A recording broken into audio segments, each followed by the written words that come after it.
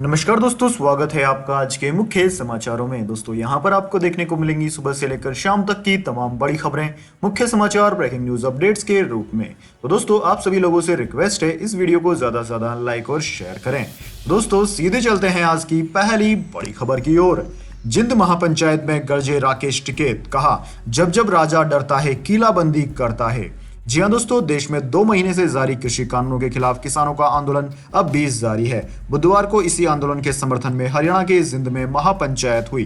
भारतीय किसान यूनियन के नेता राकेश टिकैत ने इस महापंचायत में हिस्सा लिया और केंद्र सरकार पर जमकर निशाना साधा। जिंद की इस महापंचायत में कई प्रस्ताव भी पास किए गए। इनमें 3 कृषि कानूनों की वापसी की मांग की गई। साथ ही किसानों पर जो केस किए गए हैं उन्हें भी वापस लेने की मांग की गई है। दोस्तों जिंद महापंचायत में कुल 5 प्रस्ताव पास किए गए। साथ ही 26 जनवरी को जिन नेताओं को गिरफ्तार किया गया है उन्हें रिहा कर दिया जाए, इस बात पर भी सहमति बनी। वहीं दोस्तों जिंद महापंचायत में किसान नेता राकेश टिकैत ने कहा कि जब जब राजा डरता है तब तब किलेबंदी करता है। दिल्ली में सड़कों पर किले गाड़ी जा रही है, ऐसी प्रतिबंधित तारबंदी की जा रही है जिसे हम खेतों में भी नहीं लगाते हैं। दोस्तों संबोधन में राकेश टिकैत ने कहा कि अभी हमने बिल वापसी की बात की है, अगर गद्दी वापसी की बात हुई तो आप क्या करोगे।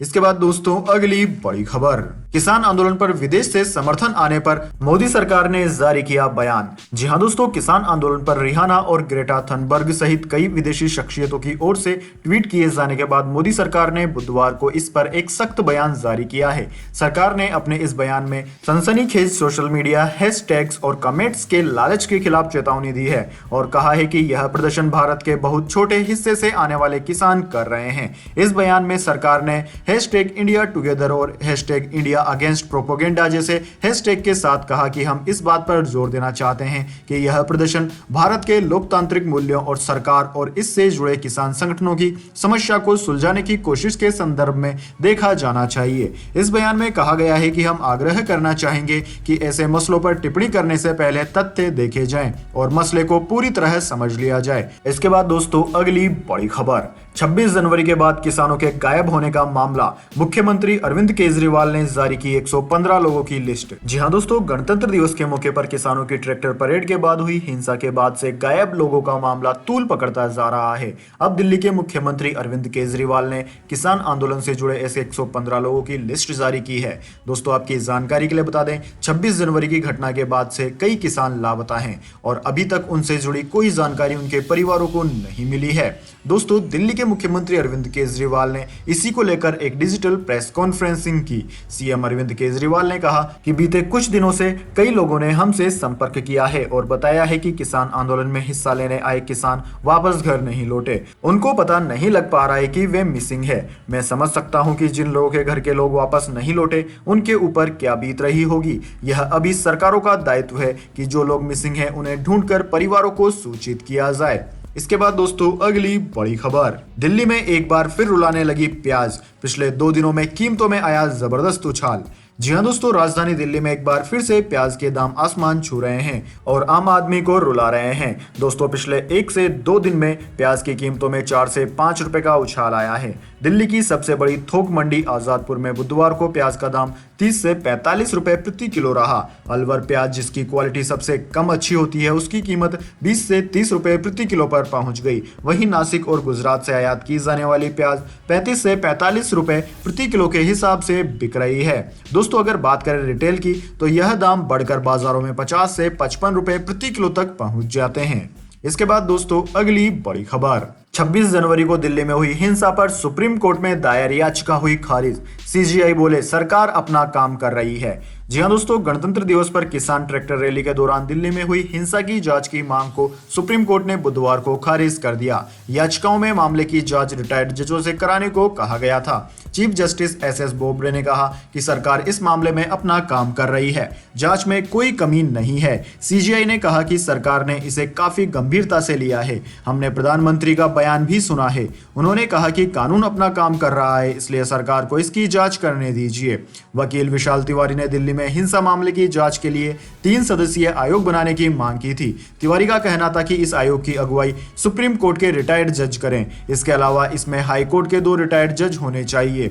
आयोग सबूत जुटाए और तय समय में सुप्रीम कोर्ट में रिपोर्ट पेश करे। तिवारी की याचिका में हिंसा और राष्ट्रध्वज के अपमान के जिम्मेदार व्यक्तियों और संगठनों के खिलाफ एफआईआर दर्ज करने की मांग भी की गई थी। इसके बाद दोस्तों अगली बड़ी खबर, राज्यसभा में किसानों के मुद्दे पर हुई चर्चा। पगड़ी समाल जट्टा गीत की याद दिलाते हुए सरकार से बोले गुलाम नबी आजाद, अंग्रेजों को भी किसानों के आगे झुकना पड़ा था। जी हाँ दोस्तों, संसद के बजट सेशन में सरकार किसानों के मुद्दे पर चर्चा के लिए राजी हो गई। इसके लिए राष्ट्रपति के अभिभाषण के धन्यवाद प्रस्ताव पर राज्यसभा में चल रही चर्चा में एक्स्ट्रा टाइम को एडजस्ट किया जाएगा। पहले इस पर 10 घंटे चर्चा होनी थी। अब बुधवार और गुरुवार के प्रश्नकाल शून्यकाल को मिलाकर कुल 15 घंटे चर्चा होगी। दोस्तों 18 विपक्षी दलों को किसान के मुद्दे पर भी बात रखने का मौका मिलेगा। राज्यसभा में कांग्रेस के नेता गुलाम नबी आजाद ने चर्चा की शुरुआत की। उन्होंने कहा कि सरकार को तीनों कृषि कानून वापस लेने चाहिए। प्रधानमंत्री खुद यह ऐलान करें तो अच्छा होगा। अंग्रेजों के जमाने से किसानों का संघर्ष होता रहा है। अंग्रेजों को भी किसानों के आगे झुकना पड़ा। किसान विरोधी कानून वापस लेने पड़े। उन्होंने कहा कि 1906 में अंग्रेज हुकूमत ने किसानों के खिलाफ 3 कानून बनाए थे और उनका मालिकाना हक ले लिया था। इसके विरोध में 1907 में सरदार भगत सिंह के भाई अजीत सिंह के नेतृत्व में पंजाब में आंदोलन हुआ और उसे लाला लाजपत राय का भी समर्थन मिला। पूरे पंजाब में प्रदर्शन हुए। उस समय एक अखबार के संपादक बांके दयाल ने पगड़ी समाल जटा पगड़ी समाल कविता लिखी, जो बाद में क्रांतिकारी गीत बन गया। अंग्रेजों को कानून में कुछ बदलाव करने पड़े, जिससे लोग और भड़क गए। बाद में अंग्रेजों ने तीनों कानून वापस ले लिए। साथ ही दोस्तों आजाद ने 26 जनवरी को लाल किले पर हुई घटना की निंदा भी की। उन्होंने कहा कि लाल किले पर जो कुछ भी हुआ वह लोकतंत्र और कानून व्यवस्था के खिलाफ है। जिस जगह से प्रधानमंत्री देश को संबोधित करते हैं वहां राष्ट्रीय ध्वज का अपमान बर्दाश्त नहीं किया जा सकता। लाल किले में हुई हिंसा में शामिल लोगों पर कड़ी कार्रवाई होनी चाहिए, लेकिन बेकसूर किसान नेताओं को झूठे मुकदमों में फंसाने की कोशिश नहीं होनी चाहिए। इसके बाद दोस्तों अगली बड़ी खबर, चिकन के दामों में आई बड़ी गिरावट, 35 रुपए किलो पहुंचे रेट। जी हां दोस्तों, बर्ड फ्लू के चलते चिकन और अंडे के दाम ऐसे गिरे कि अभी तक संभलने में नहीं आए हैं। देश ही नहीं, एशिया की सबसे बड़ी चिकन मंडी गाजीपुर में भी चिकन के दाम लगातार नीचे आ रहे हैं। इसके चलते पोल्ट्री फार्म मालिकों में हाहाकार मचा हुआ है। बाजार की इस हालत के चलते उनकी लागत भी नहीं निकल पा रही है। दोस्तों चिकन 35 रुपए प्रति किलो के भाव पर आ गया है। इसके बाद दोस्तों अगली बड़ी खबर, करोड़पति एलन मस्क का दावा, इस साल के अंत तक लगा दी जाएगी इंसान के दिमाग में कंप्यूटर चिप। जी हाँ दोस्तों, टेस्ला और स्पेस एक्स जैसी कंपनियों के मालिक एलन मस्क ने कहा है कि उनकी कंपनी न्यूरोलिंक इस साल के अंत तक ह्यूमन ट्रायल शुरू कर देगी। यानी कि जल्दी एलन मस्क की कंपनी इंसान के दिमाग में लगने वाली चिप बना लेगी और उसे इंसान के दिमाग में लगाने की प्रक्रिया भी शुरू कर देगी। दोस्तों आपकी जानकारी के लिए बता दें, ये चिप कंप्यूटर से जुड़ जाएगी। एलन मस्क ने चिप लगाने की जानकारी ट्विटर पर एक यूजर के ट्वीट के रेस्पॉन्स में दी। दरअसल एक ट्विटर यूजर ने मस्क से कहा कि वो एक एक्सीडेंट के बाद से पिछले कई सालों से पैरालाइज्ड हैं, इसलिए वो क्लिनिकल ट्रायल के लिए हमेशा मौजूद हैं। इसके जवाब में मस्क ने कहा कि न्यूरल लिंक काफी तेजी से मेहनत कर रही है। अगर सब कुछ ठीक रहा तो हम इस साल के अंत तक ह्यूमन ट्रायल शुरू कर देंगे। दोस्तों आपकी जानकारी के लिए बता दें, एलन मस्क का यह प्रोजेक्ट साल 2016 में लॉन्च हुआ था। मस्क ने 2019 में भी इस बारे में बयान देते हुए कहा था कि वो 2020 के अंत तक इंसानों पर टेस्टिंग शुरू कर देंगे। इसके बाद दोस्तों अगली बड़ी खबर, ट्रैक्टर परेड हिंसा, वांटेड चल रहे दीप सिद्धू ने जारी किया नया वीडियो, किसानों से कहा सच को करो स्वीकार। जी हाँ दोस्तों, गणतंत्र दिवस पर लाल किले पर हुई हिंसा मामले में आरोपी पंजाबी एक्टर दीप सिद्धू के बारे में कोई भी सूचना देने वाले को दिल्ली पुलिस ने 1 लाख रुपए इनाम देने का ऐलान किया है। हालांकि पुलिस के ऐलान के बाद भी दीप सिद्धू सोशल मीडिया पर एक्टिव है और लगातार वीडियो शेयर कर रहे हैं। एक वीडियो में उसने खुद को बेकसूर बताया। दोस्तों आपकी जानकारी के लिए बता दें कि दिल्ली पुलिस ने बुधवार को ऐलान किया है कि जो भी व्यक्ति दीप सिद्धू की गिरफ्तारी करने में उनकी मदद करेगा उसे 1 लाख का नगद पुरस्कार दिया जाएगा। वहीं दोस्तों वीडियो में दीप सिद्धू कह रहा है कि मुझे ज्यादा कुछ पता नहीं चल पा रहा है क्योंकि मेरे पास फिलहाल इंटरनेट नहीं है, लेकिन मुझे आप लोगों से यह कहना है कि एकता बनाए रखो। हम जो संघर्ष कर रहे हैं उसकी रूपरेखा नहीं बिगड़नी चाहिए, लेकिन इसका मतलब ये नहीं है कि झूठ की बुनियाद पर हम अपनी जमीन बचाएं। सच को स्वीकार करना शुरू करें। मुझे पता चला है कि उन्होंने हमारे युवाओं को गिरफ्तार कर लिया है। हमें उन लोगों को तत्काल छुड़ाना है। हमें एकजुट होकर यह लड़ाई लड़नी है। इसके बाद दोस्तों अगली बड़ी खबर, ट्विटर को सरकार ने दी चेतावनी, विवादित ट्विटर हैंडल नहीं रोके गए तो होगा एक्शन। जी हां दोस्तों, भारत सरकार ने पिछले कुछ दिनों से किसान आंदोलन के नाम पर विवादित ट्वीट्स कर रहे ट्विटर हैंडल के खिलाफ सख्त रुख अपना लिया है। इसके साथ ही ट्विटर कंपनी को भी सरकार ने नोटिस भेजकर कहा है कि ऐसे ट्विटर हैंडल्स के खिलाफ जल्द कार्यवाही की जाए, वरना सरकार ट्विटर के खिलाफ भी सख्त कदम उठाएगी। वहीं दोस्तों, भारत सरकार के सूचना प्रौद्योगिकी मंत्रालय की तरफ से यह नोटिस ट्विटर के उस कदम के बाद भेजा गया जिसमें ट्विटर ने सरकार की शिकायत पर 250 संदिग्ध ट्विटर अकाउंट्स को ब्लॉक कर दिया था, लेकिन फिर उन्हें चालू कर दिया गया। सूचना प्रौद्योगिकी मंत्रालय ने 5 पेज के इस नोट में काफी सख्त भाषा का इस्तेमाल किया। नोटिस में कहा गया है कि #Modi planning farmer genocide hashtag के साथ गलत कंटेंट ट्वीट पर पोस्ट किया गया है, लेकिन अब ऐसे सभी हैंडल्स को फिर से चालू कैसे कर दिया गया। नोटिस में फ्रीडम ऑफ स्पीच पर भी जोर दिया गया और कहा गया है कि नरसंहार की बात को प्रोत्साहन देना फ्रीडम ऑफ स्पीच नहीं है, ये कानून व्यवस्था के लिए खतरा है। इसके बाद दोस्तों अगली बड़ी खबर, राज्यसभा की कार्यवाही मोबाइल में रिकॉर्ड करने पर वेंकैया नायडू हुए नाराज, दे दी चेतावनी। जी हां दोस्तों, राज्यसभा के सभापति वेंकैया नायडू ने सदन की कार्यवाही की मोबाइल में रिकॉर्डिंग किए जाने पर नाराजगी जाहिर की है। वेंकैया नायडू ने कार्यवाही का वीडियो बनाने के लिए मोबाइल फोन का इस्तेमाल करने के खिलाफ चेतावनी दी। उन्होंने कहा कि अगर मोबाइल से वीडियो बनाना जाना बंद नहीं किया गया तो यह विशेषाधिकार हनन होगा। राज्यसभा के सभापति वेंकैया नायडू ने प्रसारण के लिए इस तरह की रिकॉर्डिंग का इस्तेमाल करने को लेकर मीडिया संसाधनों को भी चेतावनी दी है। उन्होंने कहा कि मोबाइल फोन का कोई भी इस्तेमाल विशेषाधिकार का उल्लंघन होगा और मीडिया को सलाह दी जाती है कि रिकॉर्डिंग का इस्तेमाल न करें। नायडू ने यह जानकारी मंगलवार को नारेबाजी के दौरान कुछ सदस्यों द्वारा इस घटना को रिकॉर्ड किए जाने और सोशल मीडिया पर पोस्ट किए जाने के बाद जाहिर की है। इसके बाद दोस्तों अगली बड़ी खबर, रशिया ने स्पुतनिक वी के उत्पादन में इंडिया को बताया प्रमुख साझेदार, इमरजेंसी यूज को जल्द मंजूरी मिलने की है उम्मीद। जी हां दोस्तों, रूस अपनी इस महामारी वैक्सीन स्पुतनिक 5 के उत्पादन में भारत को अहम साझेदार मानता है। रशियन डायरेक्ट इन्वेस्टमेंट फंड यानी कि RDIF के मुख्य कार्यकारी अधिकारी किरिल दिमित्रिक ने मंगलवार को कहा कि भारत रूस की इस महामारी वैक्सीन यानी कि स्पुतनिक वी के लिए प्रमुख उत्पादन साझेदार है। दोस्तों, आपकी जानकारी के लिए बता दें, इस वैक्सीन को सिम्प्टोमेटिक महामारी के खिलाफ 91.6% तक प्रभावी पाया गया है। अब दोस्तों इसके बाद में जान लेते हैं पूरी दुनिया और भारत में क्या है इस महामारी की स्थिति। तो सबसे पहले दोस्तों बात कर लेते हैं पूरी दुनिया की। तो दोस्तों पूरी दुनिया में इस वक्त तक इस महामारी के संक्रमितों का आंकड़ा 10 करोड़ 33 लाख को पार कर गया है, जबकि दोस्तों मरने वालों का आंकड़ा 22,36,000 को पार कर गया है। वहीं दोस्तों इस महामारी से सबसे प्रभावित देशों की बात की जाए तो उनमें अमेरिका का नाम सबसे ऊपर आता है। दोस्तों अमेरिका में इस वक्त तक इस महामारी के संक्रमितों का आंकड़ा 2 करोड़ 64 लाख को पार कर गया है। वहीं दोस्तों इसके बाद में Bharat, Brazil, United kingdom, Russia, France, Spain, Italy, Turkey आदि देशों का नाम आता है। इसके बाद दोस्तों बात कर लेते हैं क्या है भारत की स्थिति। लेकिन उससे पहले दोस्तों मेरी आपसे एक छोटी सी रिक्वेस्ट है, अगर दोस्तों आपको हमारी न्यूज अभी तक पसंद आई है तो इसे एक छोटा सा लाइक जरूर दे दें, और अगर आपको पसंद नहीं आई है तो बेशक आप डिसलाइक भी कर सकते हैं। लेकिन दोस्तों लाइक और डिसलाइक जरूर कीजिए, क्योंकि दोस्तों यही हमारी मेहनत का फल होता है और इसी से पता चलता है कि आपको हमारी वीडियो पसंद आई है या नहीं। तो दोस्तों जल्दी से जान लेते हैं क्या है पूरे भारत के हालात। तो दोस्तों पूरे भारत में इस वक्त तक इस महामारी के संक्रमितों का आंकड़ा 1 करोड़ 7 लाख को पार कर गया है, जबकि दोस्तों मरने वालों का आंकड़ा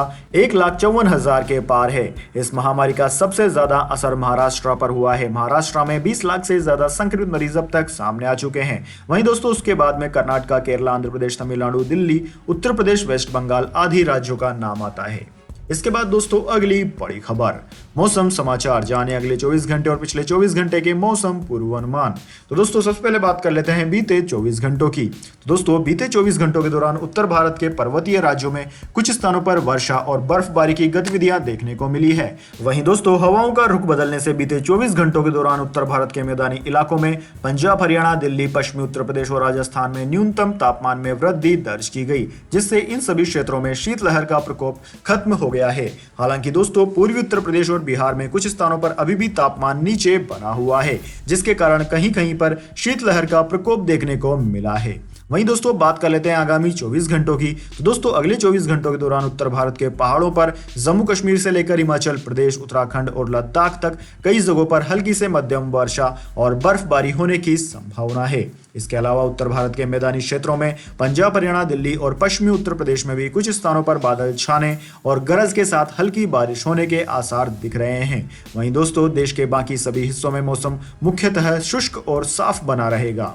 इसके बाद दोस्तों अगली बड़ी खबर, गोल्ड सिल्वर प्राइस टुडे। सोने में लौटी तेजी, चांदी 2 दिन में 6,000 रुपए हुई सस्ती।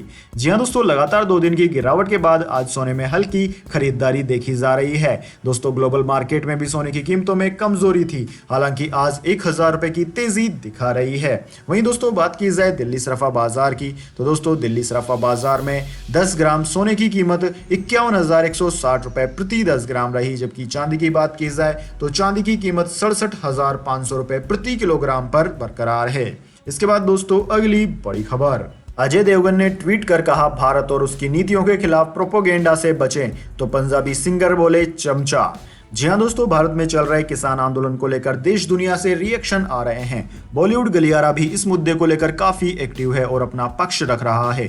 बॉलीवुड एक्टर और सिंघम के नाम से मशहूर अजय देवगन ने भी ट्वीट के जरिए किसान आंदोलन को लेकर अपना पक्ष रखा है। अजय देवगन ने लिखा है कि भारत या फिर भारतीय नीतियों के खिलाफ किसी भी झूठे प्रोपोगेंडा के चक्कर में न फंसें। इस समय हमें एकजुट होने की जरूरत है, बिना किसी अंदरूनी लड़ाई के। वहीं दोस्तों पंजाबी सिंगर जेज धामी ने इस पर कमेंट करते हुए लिखा कि चमचा, तुम्हारे लिए आराम से बैठकर ट्वीट करना कितना आसान है। अपने बुजुर्गों को उस ठंड में एक दिन के लिए भेजो और तब तुम्हें समझ में आएगा कि वह किन हालातों से गुजर रहे हैं। दुख यह है कि रिहाना जैसे ग्लोबल स्टार को आप लोगों को जगाना पड़ रहा है। साथ ही उन्होंने #ShameOnYou बॉलीवुड का भी प्रयोग किया। इसके बाद दोस्तों अगली बड़ी खबर, बिग बॉस के पूर्व कंटेस्टेंट स्वामी ओम का 63 साल की उम्र में हुआ निधन विवादों से रहा है गहराना था। जी हां दोस्तों, बिग बॉस के पूर्व कंटेस्टेंट स्वामी ओम का निधन हो गया है। बताया जा रहा है कि वो पिछले कई महीनों से बीमार चल रहे थे। स्वामी ओम ने गाजियाबाद के लोनी स्थित DLF अंकुर विहार में अंतिम सांस ली। स्वामी ओम 3 महीने पहले इस महामारी वायरस से भी संक्रमित हो गए थे। हालांकि वो इससे उभर गए थे, लेकिन उन्हें काफी कमजोरी हो गई थी और उनके आधे शरीर में पैरालिसिस हो गया था, जिसके कारण स्वामी ओम को चलने फिरने में काफी दिक्कतें आ रही थी। स्वामी ओम के निधन की खबर पर सोशल मीडिया पर जमकर रिएक्शन आ रहे हैं। इसके बाद दोस्तों अगली बड़ी खबर, किसानों के समर्थन में आई अमेरिका के उपराष्ट्रपति कमला हैरिस की भांजी मीना हैरिस, कहा दुनिया के सबसे बड़े लोकतंत्र पर हो रहा है हमला। जी हां दोस्तों, इंटरनेशनल पॉप स्टार रिहाना और स्वीडन की पर्यावरण कार्यकर्ता थ्रेटा थनबर्ग के बाद अब अमेरिका की उपराष्ट्रपति कमला हैरिस की भांजी मीना हैरिस ने भी किसान आंदोलन को लेकर बयान दिया है। उन्होंने अमेरिका के कैपिटल हिल में हुई हिंसा का जिक्र करते हुए कहा कि 1 महीने पहले दुनिया के सबसे पुराने लोकतंत्र पर हमला किया गया, अब दुनिया के सबसे बड़े लोकतंत्र पर हमला हो रहा है। केंद्र सरकार द्वारा लगाए गए तीनों कृषि कानूनों के विरोध में किसान पिछले काफी समय से प्रदर्शन कर रहे हैं। सरकार की तरफ से हर संभव संशोधन का भरोसा दिलाया गया है, लेकिन किसान अपनी मांग पर अड़े हैं। रिहाना थनबर्ग के बाद अब कमला हैरिस की भांजी के बयान से साफ है कि लगातार खिंच रहे आंदोलन को लेकर अब दुनिया भर में आवाज उठने लगी है। तो दोस्तों यह थी आज की तमाम बड़ी खबरें। इसके बाद दोस्तों बारी आती है आज के माइंड क्विज क्वेश्चन की। जी हां दोस्तों, एक आसान से सवाल का जवाब देकर आप जीत सकते हैं एक अमेजिंग सरप्राइज गिफ्ट हमारे यूट्यूब चैनल की ओर से। तो दोस्तों आज का सवाल आपकी स्क्रीन पर आ चुका है। वयस्क मनुष्य के शरीर में कितनी हड्डियां होती है? जी हां दोस्तों, अगर आप जानते हैं कि एक वयस्क मनुष्य के शरीर में कितनी हड्डियां होती है तो जल्दी से अपना उत्तर कमेंट बॉक्स में लिख दीजिए। अगर दोस्तों आपका जवाब होता है एकदम सही और आप चुने जाते हैं लकी विजेता के रूप में, तो आपको मिल सकता है एक अमेजिंग सरप्राइज गिफ्ट हमारे यूट्यूब चैनल की ओर से। तो दोस्तों जल्दी से अपना उत्तर कमेंट बॉक्स में लिख दीजिए, वीडियो को लाइक कर लीजिए और चैनल को सब्सक्राइब करके बेल आइकन भी दबा लीजिए। धन्यवाद। वंदे मातरम। जय हिंद, जय भारत।